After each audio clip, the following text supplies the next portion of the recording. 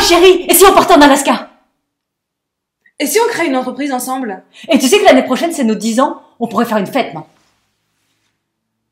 Je suis Caroline. Et je suis Eloa. Nous sommes ensemble depuis plus de 8 ans et nous avons dépassé le plus gros challenge de toute relation, passer du couple blessé au couple sacré. Ce qu'on se dit avec Caroline, c'est que on vieillit et que notre couple va droit dans le mur si on a plus de souvenirs que de projets ensemble.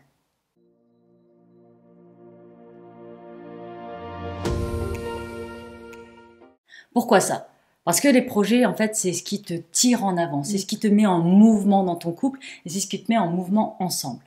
Mais les projets, c'est pas forcément partir à l'autre bout du monde, créer une entreprise ensemble, élever les enfants. C'est pas forcément ça un projet. Parce que le couple, en tant que tel, réussir son couple, le couple est une entreprise, le couple est un projet. Notre relation ensemble, on le gère comme un projet.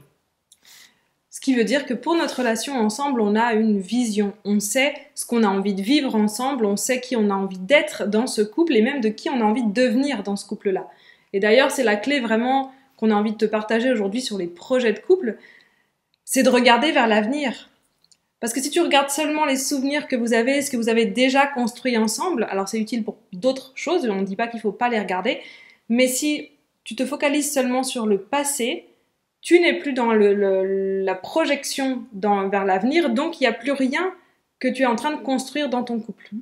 Donc ça, c'est vraiment la première chose, c'est d'avoir une vision, regarder vers l'avenir. Et d'ailleurs, pour toujours avoir des nouveaux projets, des nouvelles idées à faire ensemble, avec Eloa, on a une bucket list de couple, donc la liste de nos rêves les plus fous sur lesquels on peut noter ce qu'on a envie de faire, si on l'a fait, quand on l'a fait, etc., etc. Donc on peut y voir le fameux road trip en Alaska ou visiter Petra en Jordanie. On a beaucoup de voyages sur notre bucket list. On aime les voyages. Tu as le droit de faire d'autres types de projets. On a aussi des activités. Là, on a un saut pendulaire à faire bientôt en Gruyère. Caroline n'est pas du tout ravie par ce bout-là. Je suis pas sûre de vouloir le mettre sur la bucket list. Je dis si, on peut le faire en bucket list de couple, chérie. C'est bien de se dépasser. Ce qu'il faut aussi faire, c'est, d'un point de vue individuel, regarder où est-ce qu'on passe son temps dans sa tête. Où est-ce qu'on met ses pensées? Où est-ce qu'on met sa concentration? Parce que si tu passes ton temps à penser à de la merde, que ce soit dans le passé, tous les souvenirs, tous les casseroles que tu traînes, ou tout ce que tu as manqué, ou tout ce qui ne se reproduira jamais dans ton futur. Ou même si tu passes du temps à regarder le futur, mais que tu le regardes depuis un angle un peu pourri, en disant oui, tu vois, ça va être compliqué, et puis les enfants, ils vont grandir, ils vont nous laisser seuls, ah, puis là, la grande, elle nous coûte de plus en plus cher. En fait, si tu regardes tes pensées et que tu les focalises sur de la merde parce que tu es en énergie basse, en expression basse, tu vas pas avoir envie de construire ça, d'avoir une vision, d'avoir envie de créer des projets, de t'orienter vers le futur, de te mettre en mouvement ici et maintenant. Ça, c'est une bonne manière de voir comment tu penses, toi, comment tu es à l'intérieur de toi. C'est quoi aujourd'hui vos projets de couple? C'est quoi aujourd'hui votre vision de couple? Parce que s'il n'y a rien, ou si ça va pas plus loin que dans 3 mois, c'est que clairement, il y a quelque chose à changer individuellement au niveau de la manière dont tu penses et de la manière dont tu exprimes ton énergie. Et peut-être vous deux ensemble. Pour te donner un exemple, avec Caroline, on a déjà planifié les 80 prochaines années.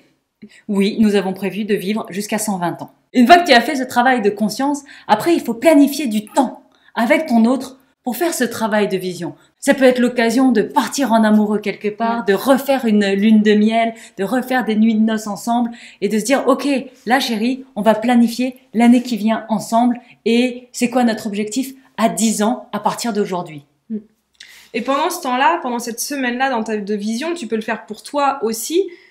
Parce que de toute façon, la personne que toi tu vas être, tu as besoin de savoir qui c'est pour justement la vision que vous avez dans votre couple. Donc c'est vraiment quelque chose qui est fabuleux à faire pour toi et pour vous ensemble, pour vous créer une vie extraordinaire. À deux, comme ça on peut la partager, c'est vachement plus sympa. Bon alors qu'on soit clair, hein, cette semaine à deux, ça doit être une semaine au top. Tu dois être en énergie haute, tu dois être dans l'expression haute de ton archétype. Et ton autre, pareil, parce que si vous êtes les deux au fond du trou, je te prédis déjà que ta vision, elle va être à chier.